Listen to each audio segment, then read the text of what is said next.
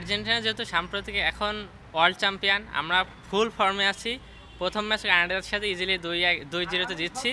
কালকে তো ইজিলি জিতবো, কোনো সমস্যা নাই। কোপাও নিচ্ছি, কোনো প্যারা নেই। আর্জেন্টিনার জন্য শুভকামনা রইল। জি, ইনশাল্লাহ কোপা আমেরিকা এবার আর্জেন্টিনাই জিতবে আশা করতেছি। সেমিতে কানাডা, ওটা কানাডাকে গ্রুপ পর্বে হারিয়েছে, ইনশাল্লাহ সেমিতেও হারাবে। যেহেতু 2021 আমরা ব্রাজিলকে হারিয়েছি, সো সবাই মনে করে যে ব্রাজিল খুব একটা স্ট্রং টিম। তো তাদেরকে যেহেতু আমরা একসময় বিট করেছি এবং তারপরে ওয়ার্ল্ড কাপ জিতেছি 2022-এ, তার মানে এবার অবশ্যই কাপটা আমরাই জিতবো। এবং এবার যেহেতু উরুগুয়ে, তো উরুগুয়ে একটু আগে মানে হচ্ছে কোয়ার্টার ফাইনালে ব্রাজিলকে হারে আসছে, সবাই মনে করতে পারে যে আর্জেন্টিনার জন্য হয়তো একটু কঠিন হবে। বাট আমরা আশা করি যে আর্জেন্টিনার জন্য এটা মোটেও এক কঠিন গেম না। আমরা 2021 সাল থেকে কন্টিনিউয়াসলি ভালো করে আসতেছি। এই কোপাতেও আশা করি আমরা ফাইনালে পর্যন্ত খুব ভালো করব, মানে ফাইনালে পৌঁছাতে পারবে এবং কাপটা আমাদেরই হবে।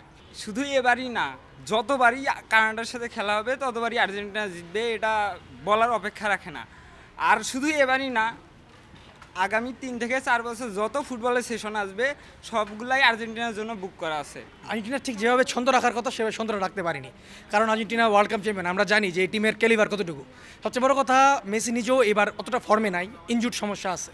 হয়তোবা কানাডার সাথে কামব্যাক করতে পারে, তবে কানাডাও এই টুর্নামেন্ট অনেক ভালো খেলেছে, কারণ তারা চিলির মতো টিমের সাথে ড্র করেছে, লাস্টে ভেনেজুয়েলার সাথে ড্র করে দেন ট্রাইব্রেকারে জিতে উঠে এসেছে।